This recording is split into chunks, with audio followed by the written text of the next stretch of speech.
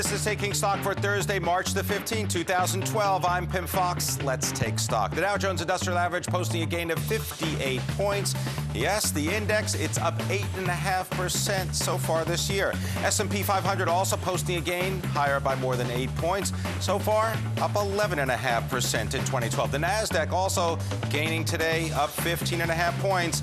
It has a return of 70% so far in 2012. Total volume, U.S. stocks traded a healthy 7 billion shares. Let's take a quick look at the U.S. bond market. There it is, the year on the 10-year, 228. The 30-year also moving higher, 341. Oil today down 0.1%, $105.41 for a barrel of crude. S&P 500 closing above 1,400 for the first time since 2008.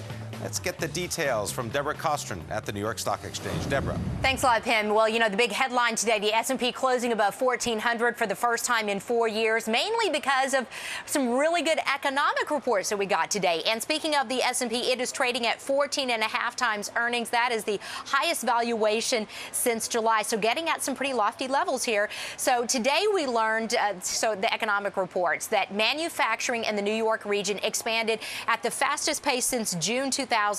Also, we learned about the weekly jobless claims numbers. The weekly jobless rate dropping last week, matching the lowest level in 4 years. So once again, Pimm, we had some more good economic reports here. Now, Deborah, financial stocks, that's what led the gains with all this talk about the economy picking up as well. Right. And so financials doing quite well, being led by Bank of America and also by J.P. Morgan, because the thinking is if people have a job, then they're more likely to spend money, so that's good for all kinds of businesses.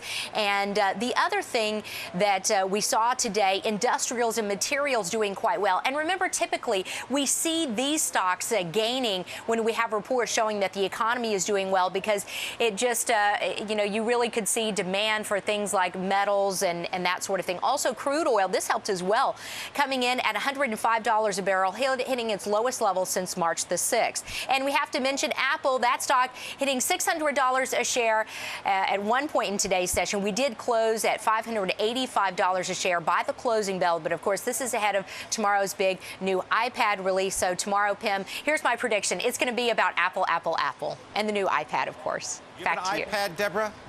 I don't, but I really think I want to get one, especially with the lower price on the iPad 2 now. You think so? $399 for that iPad 2. Well, I guess, the new iPad, you'll just have to wait. You're looking for that higher speed, right?